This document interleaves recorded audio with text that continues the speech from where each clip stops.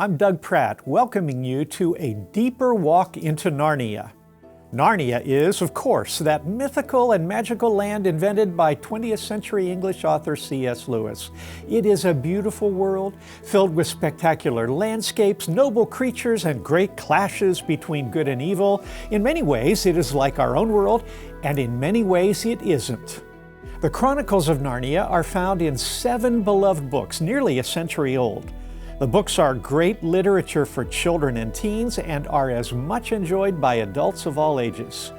They tell a consistent tale, whether read in the order they were published in our world or the order of the stories in Narnia time. We are conducted into a wondrous world and follow the events from creation to conclusion and the promise of a new beginning.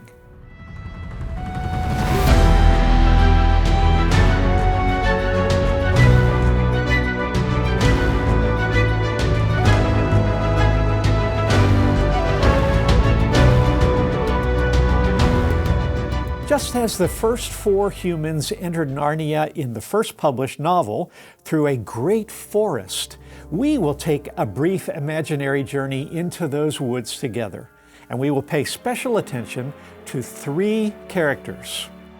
We must keep in mind that Narnia's story, for all its literary uniqueness, is deeply rooted in a much older book, the Bible.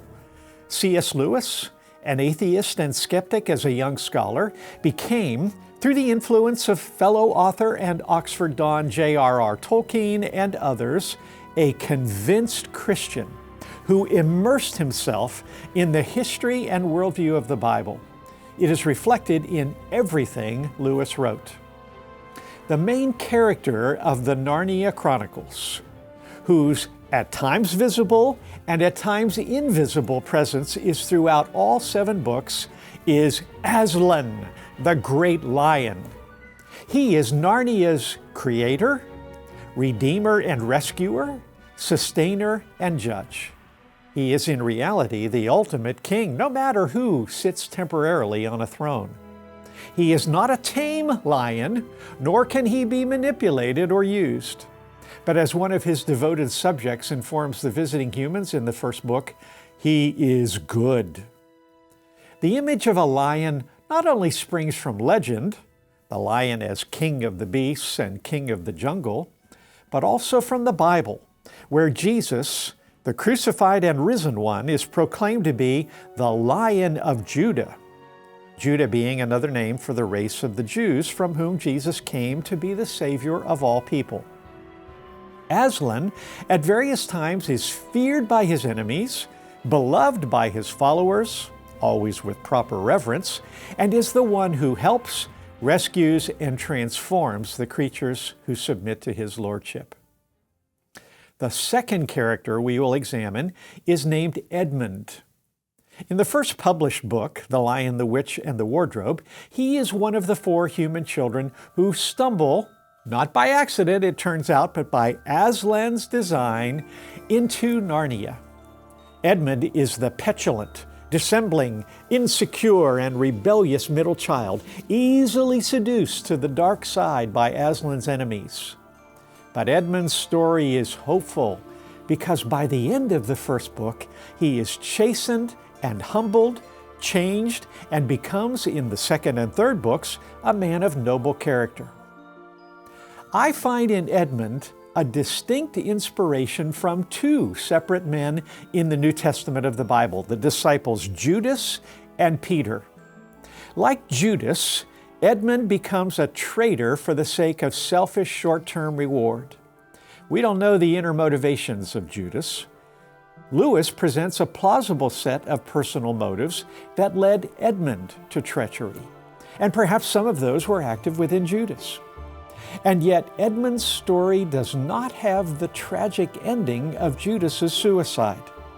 After Aslan's execution and resurrection, the king has a tender, heart-to-heart confrontation with Edmund, who repents and is deeply changed.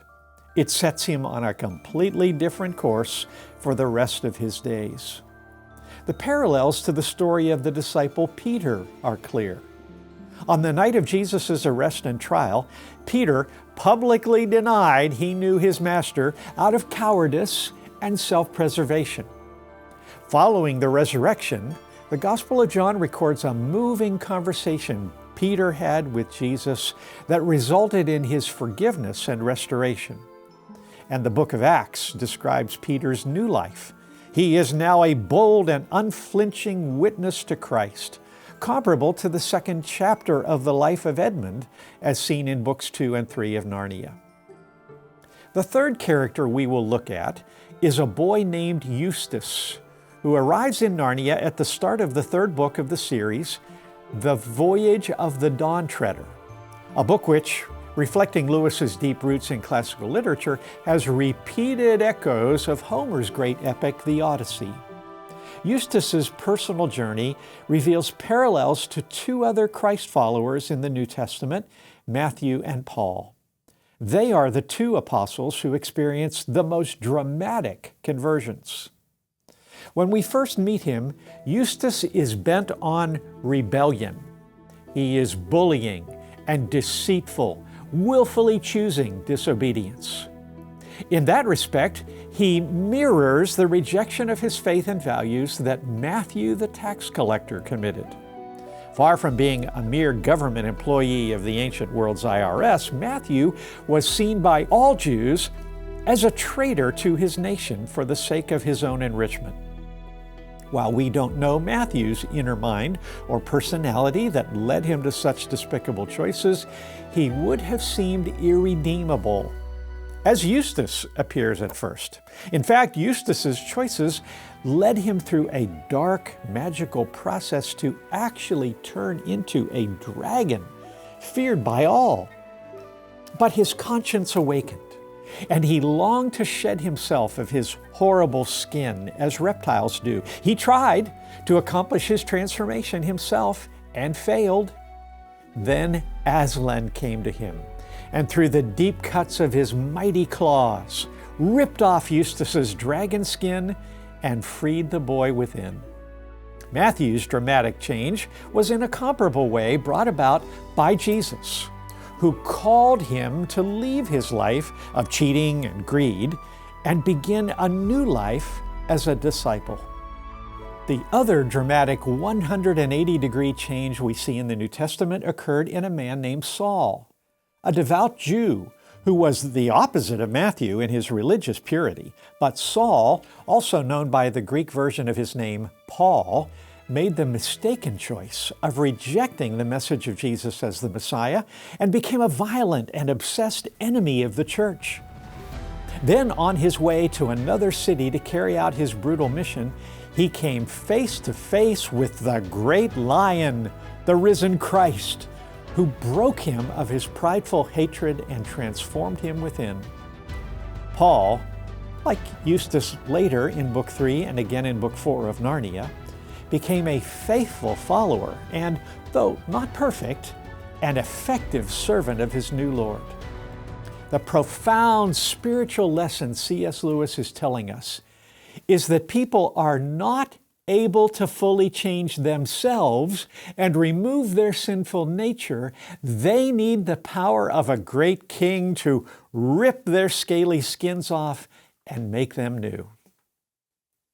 The Narnia tales can be read purely as exciting adventure stories in a fantastic land with memorable characters and surprising plot twists, but there are deeper layers and timeless truths woven throughout the books. This is why they are loved at so many levels by so many different readers and will continue to be classics, waiting to be rediscovered by each subsequent generation. If you've never journeyed to Narnia, I invite you to take the trip. If you have, I encourage you to read the stories again. And as you go deeper, be watching for the hidden treasures behind the trees of its forest.